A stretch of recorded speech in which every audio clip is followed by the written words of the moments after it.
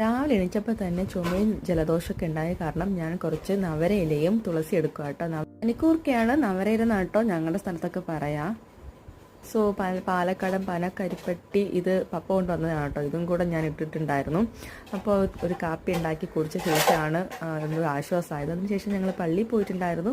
പള്ളിയിൽ മുമ്പൊക്കെ ആണെങ്കിൽ ഞങ്ങൾക്ക് രാവിലെ കുരിശിൻ്റെ വഴിയൊക്കെ ഉണ്ടാവട്ടെ. ഇപ്പോൾ അങ്ങനെയൊന്നുമില്ല കേട്ടോ, കുരിശിൻ്റെ വഴിയില്ല. പള്ളിക്കകത്ത് ശുശ്രൂഷകൾ മാത്രമേ ഉള്ളൂ കേട്ടോ.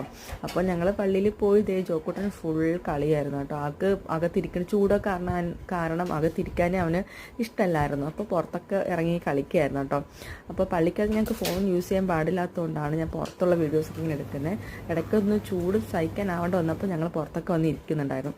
ഈ പുക കാണുന്ന സ്ലീബ വന്ദന ടൈമിൽ ഞങ്ങളുടെ പള്ളിക്കകത്ത് ഫുൾ പുകയാണ് കേട്ടോ. ലാസ്റ്റ് ഞങ്ങൾക്ക് കയ്പുനീര് കിട്ടും. ഇപ്പോൾ ജോക്കൂട്ടനും കയ്പുനീര് കുടിച്ചതിൻ്റെ എക്സ്പ്രഷനാണ്. നീര് കുടിച്ച ശേഷം ഞങ്ങൾ നേരെ പോയി കഞ്ഞി കുടിക്കും. ദുഃഖവെളി കിട്ടുന്ന കഞ്ഞിക്ക് എന്താണെന്നറിയില്ല, അടിപൊളി ടേസ്റ്റാണ് കേട്ടോ.